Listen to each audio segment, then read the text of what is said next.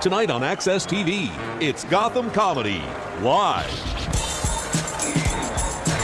Get ready to laugh with Eddie Pence, Liz Mealy, Kevin Iso, Jason Anders.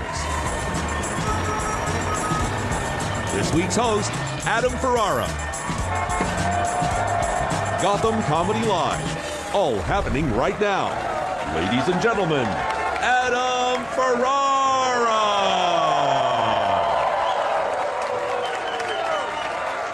Thank you so much, folks. Thank you so much. Welcome to the world-famous Gotham Comedy Club right here in New York City. This is Gotham Comedy Live. How you guys doing? Oh, that's my town. It is so nice to be home. I've been traveling. I was in Jamaica, the island, not Queens. Look at you guys. He took the train. What a world traveler he is. Woodside. Next up, the big city. This way. We flew Air Jamaica. That's like a Bob Marley tour bus in the sky. The captain gets on Air Jamaica like, "This is your captain speaking."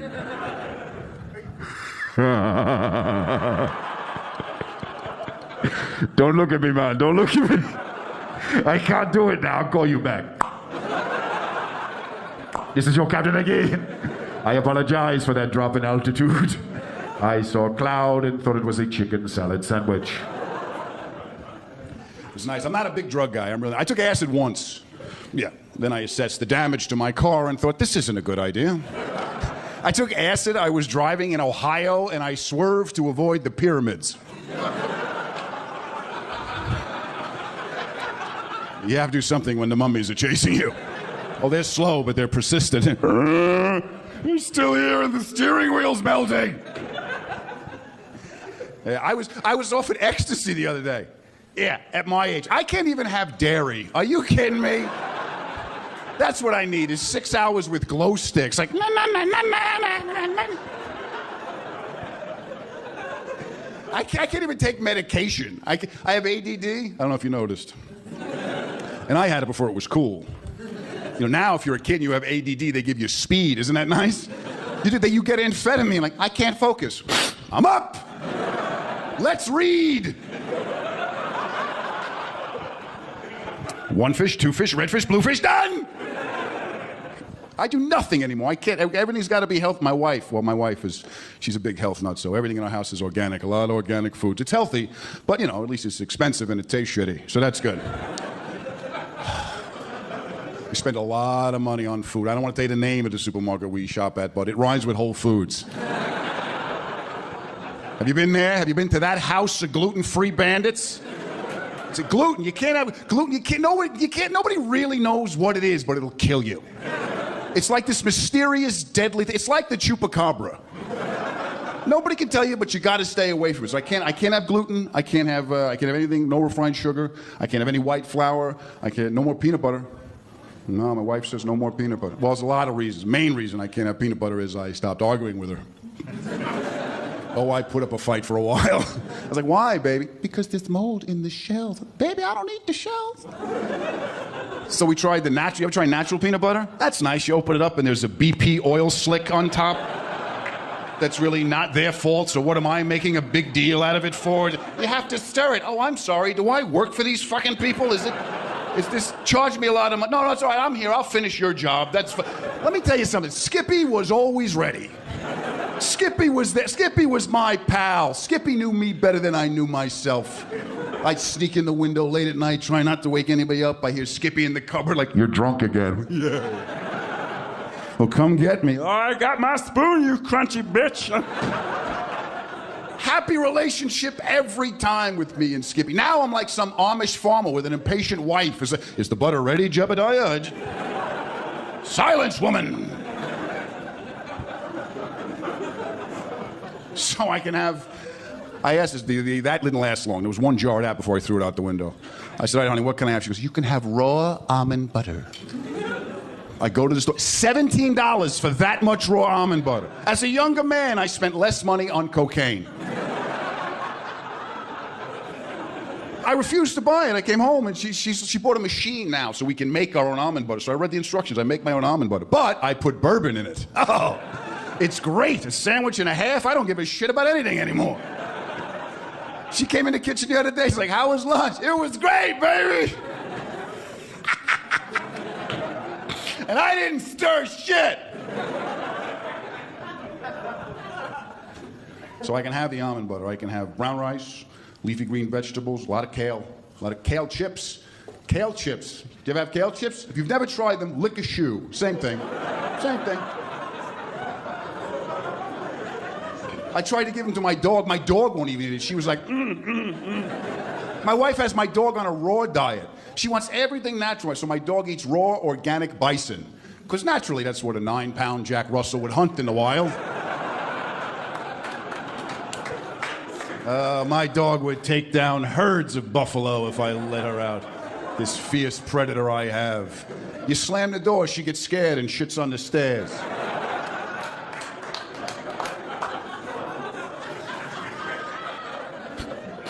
So the red meat was making her little body temperature too hot, and she was itchy all the time. And we know the red meat was the cause because the dog's acupuncturist told us. My wife has a holistic vet that comes to the house. I don't know if you guys know this, but there's no Groupon for that. So she said we had to switch her diet from the raw red meat to raw turkey. And the only turkey my dog will eat, we tried them all. The only one she's going to eat is the Kosher Valley all-white meat turkey. I had no idea my dog was Jewish. And observant. Who knew she was observant? I should have figured out it's that because she barks in Yiddish. Feh, feh. What is that, bison? Feh, too hot, can't eat it. Feh. Get the ball. You threw it, you go get it, I should fetch. So we're all eating healthy now. Now I have to work on my attitude. Yeah, my wife wants me. She doesn't get it, my wife, because she's from Northern California. She grew up in the wine country. You know, oh, look, grapes. I grew up here in New York, where kindness is greeted with suspicion. Yeah. Would you like some coffee? Why? What's in it? You drink it first. We'll see what happens to you, Mr. Starbucks. No. You started this shit, not me. Drink. Oh, yeah, I'm suspicious. I'm cynical. I can't. My wife, she talks to people, my wife. Talks to people. No fear, no agenda, just greeting a fellow human being. It's beautiful. She's going to get us killed. We're in an elevator the other day. She's like, hi, how was your day? I'm like, what the fuck are you doing? Don't talk to these fucking people. No, we're visiting. Don't tell them we're from out of town. Yes, I have to put out positive. I tried to meditate. You ever do the meditation? Like early in the morning? Yeah, you do that? Yeah. I go back to sleep. How the fuck does it work? Oh, now I got to wake up to go back to sleep? Thank you, Gandhi. Thank you very much. What's your name, pal? Meditating dude. JJ. JJ. Is that your Sanskrit name? JJ? Oh, Swami JJ. Where you from, JJ? From here? New York City? Yeah, okay. No, I'm from everywhere. All is one in JJ's world. Does it work for you, the meditation, JJ? Does it help you answer questions correctly? I think you haven't gotten there yet. What? It found you settled down? Yeah, it doesn't work for me. I like wild turkey. That's a little bit of bourbon. Oh, there's God. And he looks like a bug. Well, it's very nice to meet you, JJ. I'm glad you're here, and I am glad you're all here. You guys ready for a good show?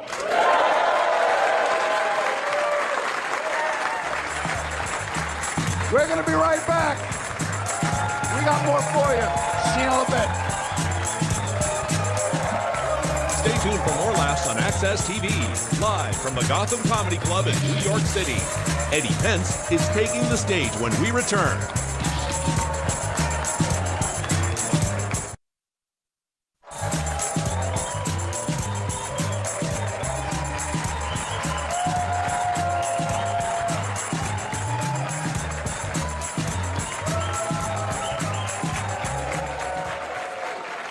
Welcome back, ladies and gentlemen. Our next comic you've probably seen on The Late Late Show. Please help me welcome Eddie Pence.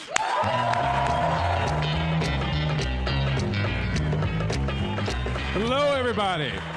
How's everybody doing? Awesome. Good stuff. Settle down. I recently had an epiphany. I found out what type of person I was. It took me a while, but I figured it out. I found what type of person I was last week when I watched our dog dry hump our kid for 2 minutes before I got up off the couch to find a video camera. That's who I am. That's me as a person. Thank you. That deserves applause. I like being a dad, though. I like watching my kid grow up. I like watching him go through phases. He's going through a phase right now where he likes to tell me who and who does not have a penis in public, louder than me on this microphone. We were at Hooters recently. Kids eat free on Sundays. Hooters waitress walks by, loud as it can be. She doesn't have a penis. I'm like, I know. Good call. Inside voice on the penis talk, okay? But good, you nailed it. Good job. 2 seconds later, do you have a penis? I know. 2 for 2. Good job, but seriously, inside voice, penis talk. Mommy doesn't have a penis. I know. Mommy doesn't have a penis. I don't like mommy.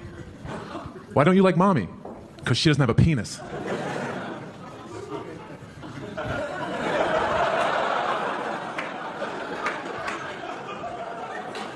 Well, that's why I do like mommy, so let's agree to disagree on mommy. Oh, thank you. It's my favorite part of mommy. It's my favorite part of mommy. Besides her heart. I'm raising a kid in Los Angeles, which should be illegal.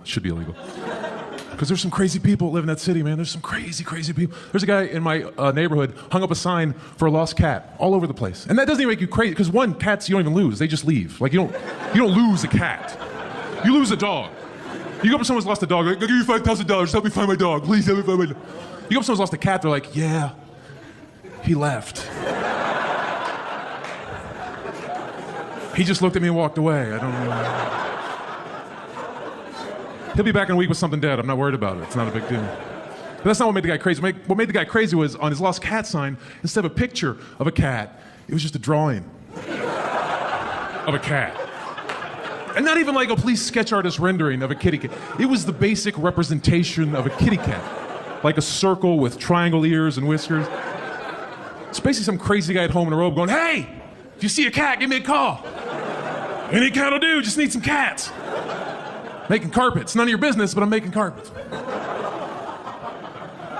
Worst sign I ever saw for an animal in my neighborhood. Somebody hung up a sign that said, found rabbit.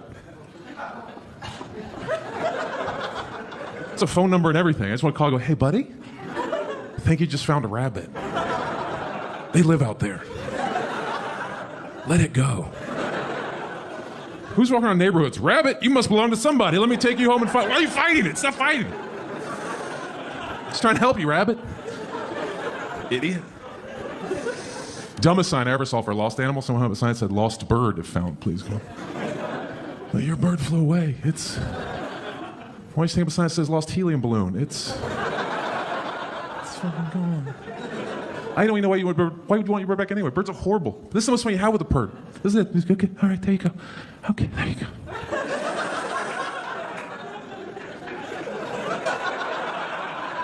Okay, let's put you back. All right, there we go. It's the worst $6 I ever spent. That's if you get the thing out of the cage to begin with. Get out of the cage. Get out. I want to play with you. Get out. Carl! Lost bird if found, please go. Any animal you have to keep in a cage is not a pet. It's a detained animal. If its first instinct is to flee, not a pet. If you'd rather be in the woods alone, away from you, not a pet. I know, because I had the worst pets ever, caged pets ever. I had hamsters growing up as a kid. That's the worst pet you can give a kid. You know why? Because they die every 2 years. That's how long they live. I had 6 hamsters as a kid. I buried 6 hamsters as a kid. You want to teach your kids about heartache and loss? Buy them hamsters. Life lessons early. I don't know why they call them hamsters. They just call them tiny tragedies. That's all they are. They're just little tiny tragedies you bought your kid. Like, there you go, Billy. There's your tiny tragedy. Have fun with that. I'll buy you another one in 24 months. I'm not doing it to my kid. My kid's getting a pet that lasts. Well, there you go, Billy. There's your sea turtle. Have fun with that. Remember, your grandkids have to feed him, so... Yeah, I know it doesn't have a penis. Just play with it.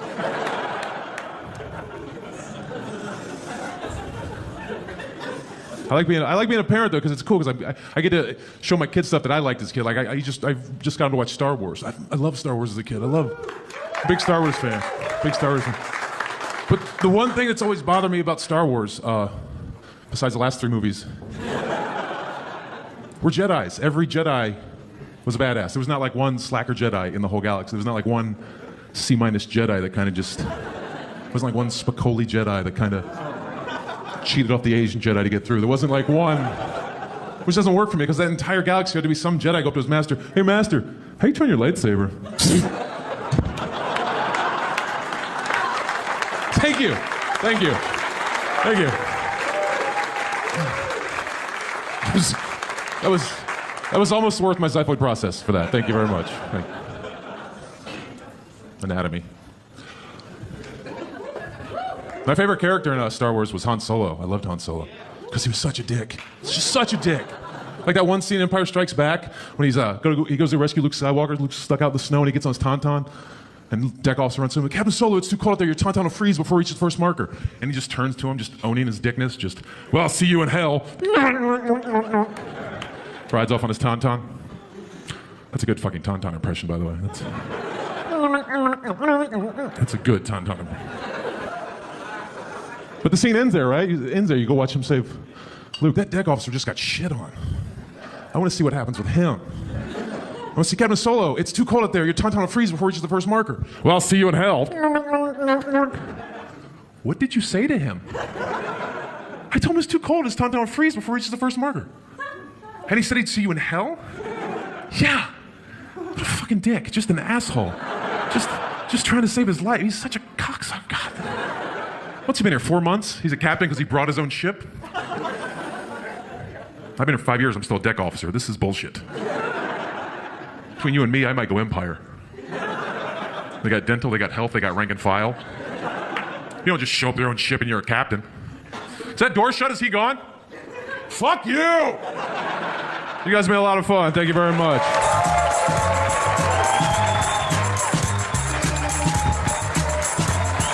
Stay tuned for more laughs on Access TV. Live from the Gotham Comedy Club in New York City. Liz Mealy is taking the stage when we return.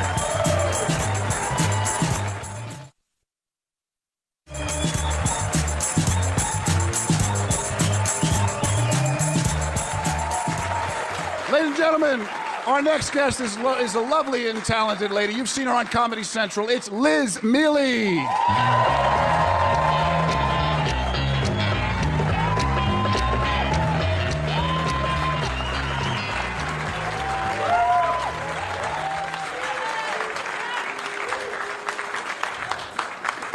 You're right. It's fine.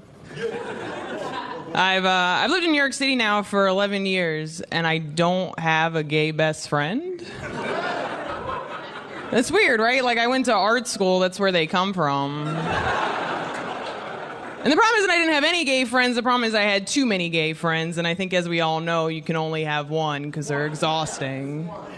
So I was trying to narrow it down to the best gay guy. You know what I mean? Like the guy that would look into my eyes and know my shoe size, like they do in the movies. But nobody sits an adult New York City woman down and teaches you the truth about gay men, which is that they're just dudes. Did you know that? They're just dudes, like any other dude I've ever met. I'll give you an example. When I was like 19, 20 years old, I was at a party with my friend Ryan, just getting shit-faced. Out of nowhere, Ryan grabs my boobs, starts shaking them, and laughing. I was like, what the fuck, dude? Don't touch me. And he's like, whoa, calm down. I'm gay. I was like, how's your gay make me not molested?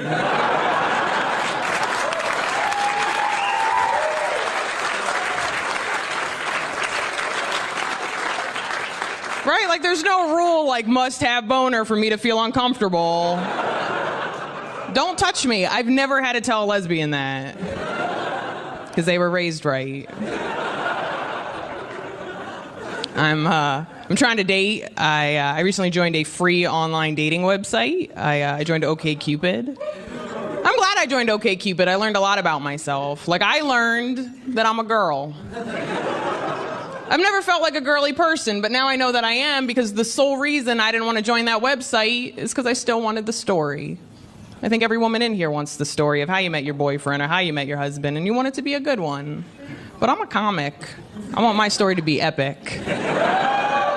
I want my story to be something like I was standing on the subway platform and I was texting, but I lost my balance and I dropped my phone in the tunnel. And then as a train was coming, this dude jumps in the tunnel, nearly gets hit by a train, jumps out, hands me my phone, and his name and number are already in it.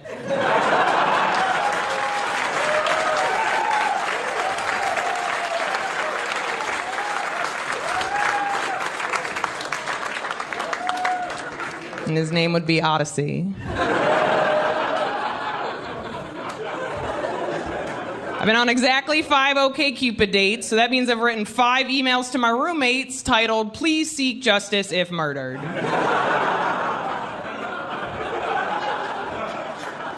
For anybody that is trying to online date, I want to give you some hope. I did meet a dude online. It didn't work out, so it's a weird way to give hope. But you have to understand, there's still people that don't use their credit card on the internet. I fucked a dude from the internet. I'm like a success story and a survivor. I want a t-shirt. I think he was my boyfriend. He always texted me back. If you want to know anything about the modern woman, if you text me back before my friends do, you are my boyfriend. That's how that shit works now. But it's because of him I found the one benefit of online dating, which is he was the hottest man I have ever dated in the history of my life. So everybody I've ever dated was over here, and he was over here with like kittens and rainbows and other things I enjoy Instagramming. And it's strange, because I think most people know that when you meet somebody in person, you connect. And it's through that connection that you build an attraction. And it's through that method of dating that I have accidentally dated a lot of ugly men. But you can't do that online. There's nothing to connect with. If you've never online dated, this is exactly what happens. You go through a really bad breakup and you're single for like a year. And you get really sad, and your friends are like, "Oh my God, you're so sad. Maybe you should do that over there with the other sad people." So you make new friends, and they introduce you to online dating, even though it's never worked out for them. So you go home, you make a profile, you cry, and you judge the shit out of people. You do, it's really easy. You go, "Oh, those are your eyebrows? I'm not doing that. I take care of my face, maybe you should take care of yours. Oh, you mountain climb, that looks really fun. I'm not doing that." I don't have the energy or the time or I'm not gonna fuck you and then mountain climb. That's a really long day. Right?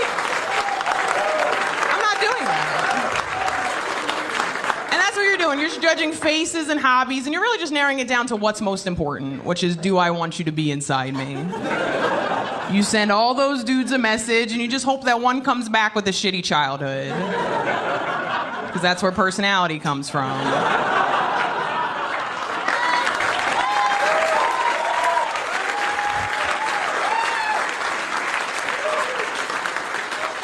That's why I've been so charming. I'll leave you with a story. I am the oldest. I'm the second oldest of 5 kids, and I'm really close with all my siblings, but I'm especially close with my little brother Sam. My little brother Sam is about 10 years younger than me. And the thing about Sam is he's only known me as a comedian. So it kind of has shaped my life being a comedian. I'm very honest. I've never told him a lie. I just kind of tell him as it is. And I always thought that was really cool about our relationship, until pretty recently when I found out that we don't have boundaries, and those are important. This is how I found out. So a couple months ago, my little sister and my little brother were living together at the time. And I walked in on one of the weirder conversations for an older sister to walk in on.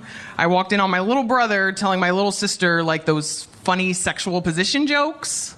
Do you guys know what I'm talking about? They always have a title, like the rusty trombone. It's always something fucked up, like you come in her eye and it's called the pirate.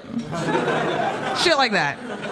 So this is the one I walked in on. Is a dude fucking her girl from the back, but that dude leaves. Another dude starts fucking her, but the first guy goes in front of a window, waves to her, and it's called the poltergeist. And he's laughing, and he's like, "Isn't that funny? You're a comedian. Isn't that funny? That's so funny. Isn't that funny?" And I was like, "No." Male-dominated field for 12 years. I've heard every fucked up thing you can do to a woman, and it's always something that ruins her hair, and I'm not okay with it anymore. I really care about my hair. So I decided, as someone who essentially travels the world and does spoken word, that it's kind of my responsibility to spread feminist sexual positions. I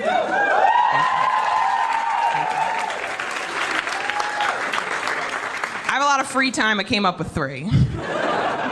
Position number 1 is a dude going down on a woman. She squirts in his face. He learns to respect women. It's called the 19th Amendment.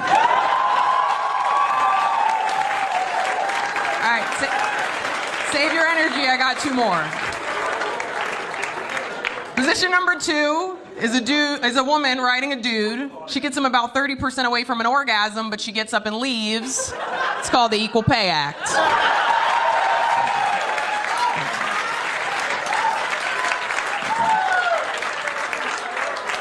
Position number 3 is my favorite. It's just a woman masturbating in a kitchen. A dude walks in sad. It's called Make Your Own Dinner. I'm Liz Mealy. Thank you so much. Thank you.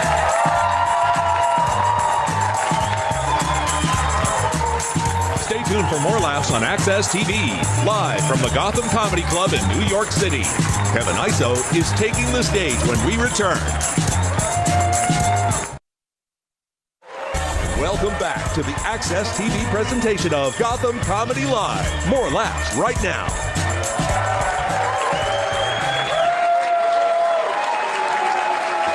Ladies and gentlemen, our next guest is from Houston. Please help me welcome Kevin Iso.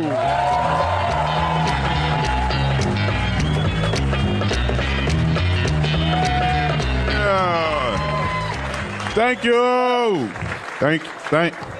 Thank you guys for clapping. This is my favorite time of the year. I'm glad that it's getting cold, cause I ain't really like the summer at all. That's not the joke, but all right. It's not that I didn't like the weather. The weather was fine, but in the summertime, it's just too many people wearing sandals, and everybody don't got the feet for sandals. You know what I mean? It's way too many people with regular lives and homeless feet walking around, and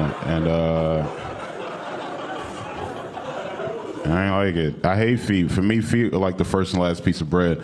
Like, I know they're there for a reason, but I'm never gonna put them in my mouth. You dig?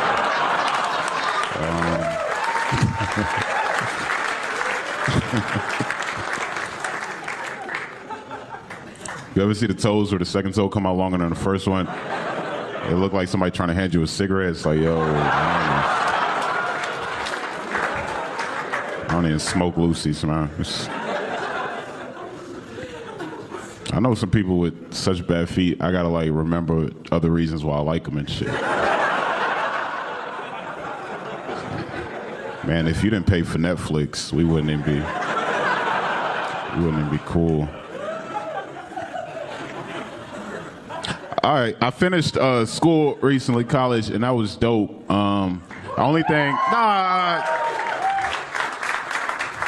I'm much prouder than my parents were. Anyway, I finished, and the only thing I didn't like about college was the commencement speech, because I went to a small school, and it was really whack. That's the last thing that you hear when you graduate. Like, my friend went to Harvard, and Oprah went and spoke to them at the end that year.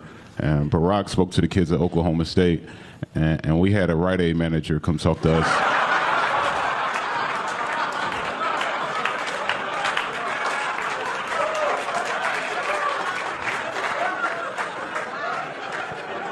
And he still had his outfit on, like, I gotta get back to work after this, but we not hiring. I was like, why the fuck you show up? Only thing I didn't like about college was that, and then I thought it was weird too that they let people graduate for just being good in sports.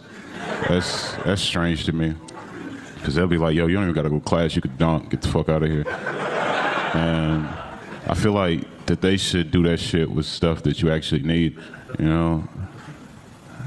Be like, Kevin, are you going to class? Like, class? Fuck out of here, I ain't going to class. Have you tasted my omelets, dude? Going to class.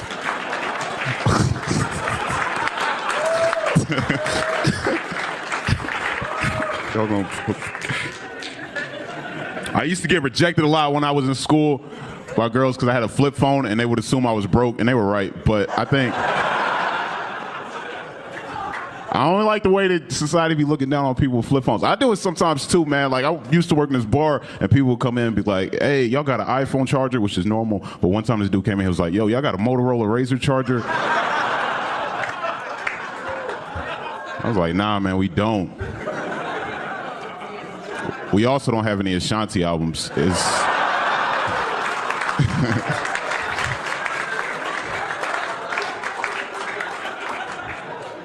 2014, dog.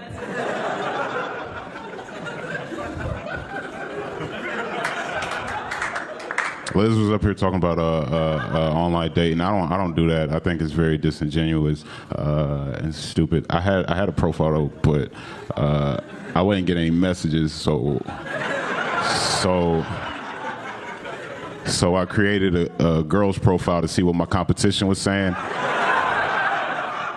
and I was just gonna copy and paste that and send it to other women. I got a lot of strange messages. A lot of strange stuff. I got a poem which I thought was very creative, but I don't think the dude wrote it. It's a poem anyway. He was like, shall I compare thee to a summer's day? Thou art more lovely and more temperate. Rough winds do shake the darling buds of May, and summer's lease hath all too short to date. So long as men can breathe, their eyes can see, so long lives this, and this gives life to thee. For I hath not much, yet thou alone would make a man rich. And just in case thou were pondering, here's a picture of my dick. And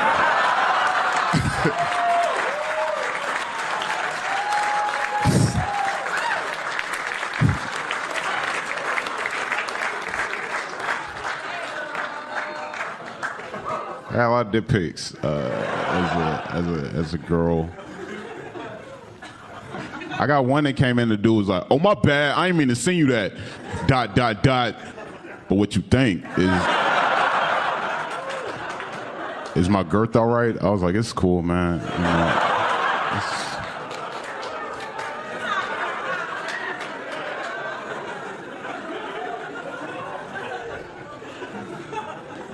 I didn't smile in any of my pictures. I used to hate my teeth. I used to hate it a lot. Not innately, but it was just girls would make fun of me when I was in school.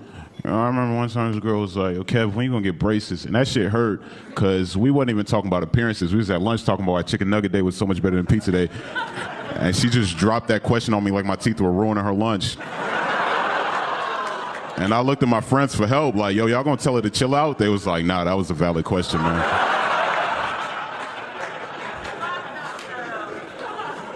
Your teeth ruining our lunch too, man. You don't fix this shit. It's probably why I do stand-up now, because I'm like, I'm gonna prove to that bitch I can make it in America without straight teeth. But for some reason in this country, people have straight teeth even when they're not supposed to, you know? The whole time I was watching Breaking Bad, I was like, damn, this dude Jesse been smoking meth for 5 seasons.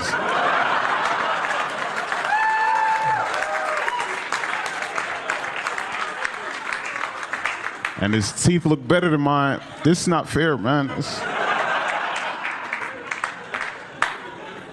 I don't even want to really fix my teeth now that I'm older. Mainly because I learned how to balance girls' nipples in between my gap like a sour straw. So, you know, straight teeth dudes can't do that shit, man.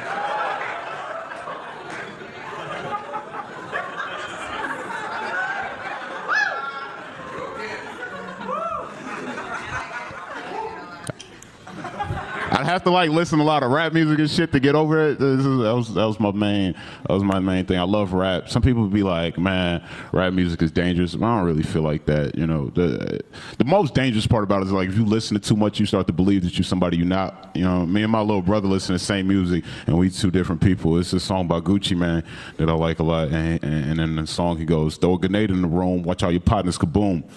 And I'm listening to it like that's the onomatopoeia. This dude is a poetic genius. My little brother's listening to it like, yo, where the fuck they be selling grenades at? Because I need to blow some people up. He really think he a gangster, which is like scary because I grew up with him. And I know him.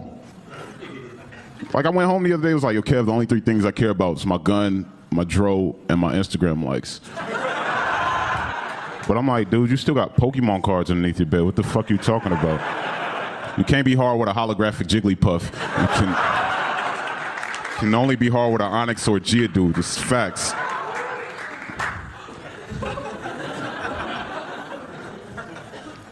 Hi, Mom. All right, I'm done. TV,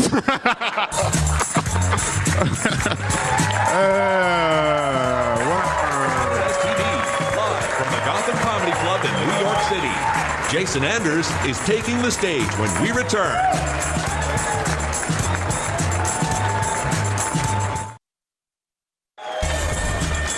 Welcome back to the Access TV presentation of Gotham Comedy Live. More laughs happening right now.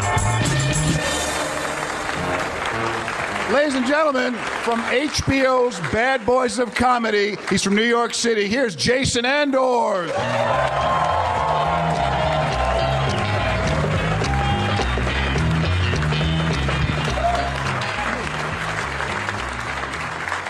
Yeah, I'm from New York. I grew up in New York City, a poor Jew. Laugh it up, it's rare. It's like being a black guy with a small dick, but they're out there. Now, I'm not religious. People always ask me, how do you claim to be Jewish if you don't follow the religion? Easy, like religion's a small part of Judaism. Let's put it this way, I'm so Jewish, my parents sent my brother to private Catholic school because it was cheaper. That's how Jewish we get down. Thank you. Now, I had a lot of horrible things happen to me growing up in New York City besides getting mugged every day. You guys ever use a payphone here before cell phones came out? Because you definitely wouldn't have if you heard this story first. I got shit on my ear. How disgusting is that? I was on the phone, I was like, yo, it smells like shit over here. I have no idea where it's coming from. It's such a clean neighborhood. Is it that homeless dude? No, he has new Timberlands on. I have no fucking idea. Oh, come on! I'll call you back. I was so disgusted, I just froze. I became a mannequin on the corner with a doo-doo earring hanging from my ear. I just fell in a taxi. I was like, take me home. I don't remember where I live. I have shit on my ear. I can't think too clearly right now. Just look how I'm dressed and figure it the fuck out. I got home, I'm laying in the shower in fetal position, shivering like a little chihuahua, a little malnourished chihuahua, or like a healthy chihuahua. They all shiver, right? With hot water scorching my shit-covered ear. You ever try to clean shit out of your ear with all the crevices? You can't. I was hearing shit for weeks. I finally called my brother for some support. He's like, yo, that's so funny, because my friend's friend is the one putting shit on the payphones. Isn't that cool? No, that's disgusting. He's like, relax, bro, it was dog shit. Like, that helps? Actually, it did. I was actually relieved, because if it was human shit, I would have never gotten over that. I would have had to know whose shit was this before I can move on with my life. Is it that beautiful lady's shit over there? Or is it a half-dead bleeding crackhead shit? Because if it's his shit, I'm gonna pull a Van Gogh right now and cut my ear the fuck off. I'm not walking around the rest of my life with a crackhead shit spirit hovering over my ear. Because I'm a germaphobe too. I'm such a germaphobe, I put toilet paper on the toilet seat. You ever do that? To take a standing piss. I don't play games. When I have sex, I use hand sanitizer as lubricant. I don't fuck around. I'm so paranoid about diseases, I don't even use condoms. I use a Mott's apple juice bottle. I don't want to catch shit. Sometimes I double bottle it. You can never be too safe. No, the truth is I wear condoms sometimes once in a while. You know what I mean? Condoms don't protect you from everything, right? A condom? It's like having like a $3 push button black umbrella in a hurricane. Something's getting wet and destroyed. You guys practice safe sex? One person, 2 people, okay. Remember that moment of silence. You won't hear it, but your family and friends will at your funeral. You practice safe sex? Yes. What about you? All right, so that's who I'm trying to fuck after the show. And because you're safe, we don't even need a condom because I trust you now. We've all done that, right? The verbal disease test. You're with someone you don't trust so much, you ask them questions to make you feel better about yourself. Am I the only one? Or you ever with someone you do trust because you know them through a friend? So you're like naked, so you just sneak it in once real quick? Just me? Nobody here has ever played a little AIDS dodgeball? You just sneak it in once, you're like, miss me, AIDS, you slow as shit. Meanwhile, herpes is on your dick, like, not me, I was on the track team. Just me, huh? I'm so paranoid about disease, I haven't even been having sex. I'm home, alone, me and my Johnson & Johnson's baby oil. A couple ladies got turned on when I threw a name brand at you. You're not going to find a no-name brand baby oil in my medicine cabinet. I'm a player when it comes to jerking it. But I ran out of baby oil the other night. I wanted to do my thing to some Latina porn because I have a sick Latina fetish. I've seen every free Latina porn on the internet. There's not one free Latina porn I haven't seen. It's sad. So I have to do the next best thing. I'll watch Indian porn, turn the volume off, and play Spanish music. That's how deep I get.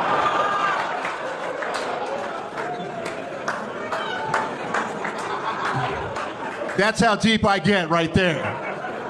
So anyway, I get to the pharmacy. Now I know the girl behind the counter, so now I'm paranoid that she knows what I'm using the oil for. So I play it off. I'm on the phone with my girlfriend the whole time. I'm like, so what do you need again? Johnson & Johnson's what? Baby oil? Never even heard of it. Excuse me, miss, do you have any, what's it called again? Johnson & Johnson's baby oil? Then my phone rang. I was like, oh, this is some bullshit.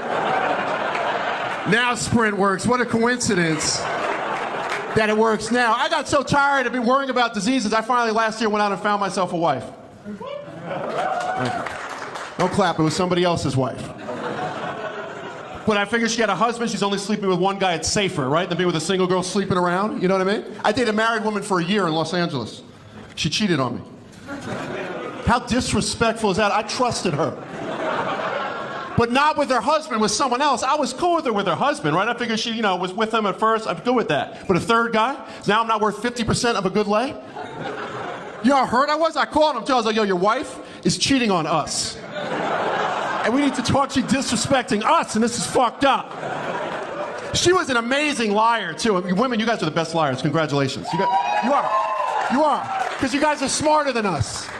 That's why I'm here to preach tonight and teach the fellas how to catch a woman lying to you. Sorry, ladies, I have to do it. Sorry. You ready for this, fellas? Listen carefully. Take this one home to the family and kids. If she tells you you have a big dick in a perfectly clear voice while it's in her mouth,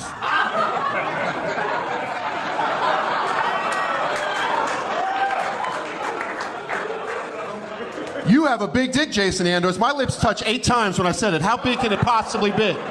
Paper thin big, perhaps? I don't know why women want a big one all the time. I watch porno. That big one goes halfway in. Mine goes all the way in. We hit stomachs. It feels good. It's romantic. Our pubic hairs connect and hug and read poetry to one another. It's beautiful. I had a big dick when I was a kid. When I was 10, it was crazy. Stopped growing at 10 and it's still big now. That's how big it was at 10. I remember all the kids at sleepaway camp had a penis contest. I don't mean to brag, but I was the champion. Probably because I was the only counselor who entered it, but whatever. You gotta do what you gotta do. You gotta do what you gotta do to win. I'm competitive. Now, I grew up in New York City my whole life. I've traveled the world doing comedy. New York's still my favorite city. It's the most open-minded city I've been to. Mixed couples can walk down the street holding hands. Gay people can hold hands. No one bothers them. I don't understand guys who hate gay people. That's a waste of energy. That's a waste of energy. I love gay men. Let me tell you why. 99.9% of gay men are good-looking and in shape. Keep fucking each other. Stay away from our women. Thank you.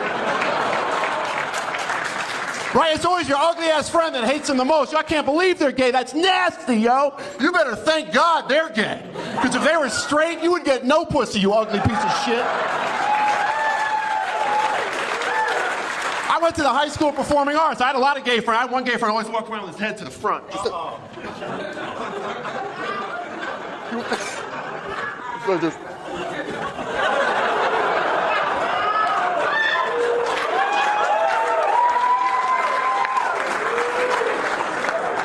He was always focused. There's so many gay people in New York City, everyone's gonna be gay. Watch. Every comedian will be gay, making fun of straight people. It'll be the opposite show. Right? Just coming on stage, just, what's up, Gotham? I want to thank everybody here for coming. That's coming with a U. Spell it, bitches. Counterclock. Now take the L out of clock, and what do you have? Spell it, bitches. Okay.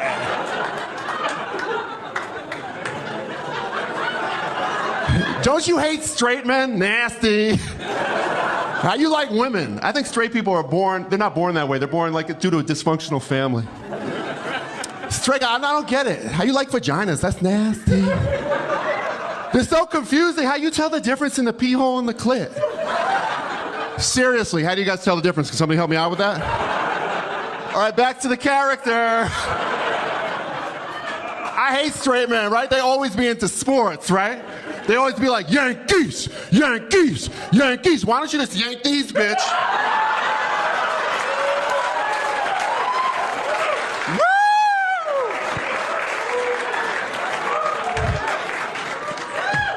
Fuck, I've been doing this character so long I can't even get out of the characters. Anyway, guys, I got to get out of here. You guys have been beautiful. Thanks for supporting. Keep supporting the show. Jason Andors, have a great night. Peace.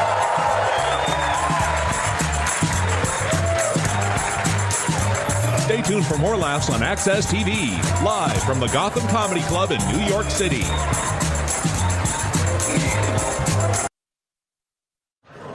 Thank you guys so much. Oh, what a nice time we had. Yeah. Let's bring everybody up you saw. Come on up. Eddie Pence, Lisa Miele, Kevin Iso, and Jason Andors. I'm Adam Ferarra. We'll be here next week. You come back and see us. Go on, get out of here.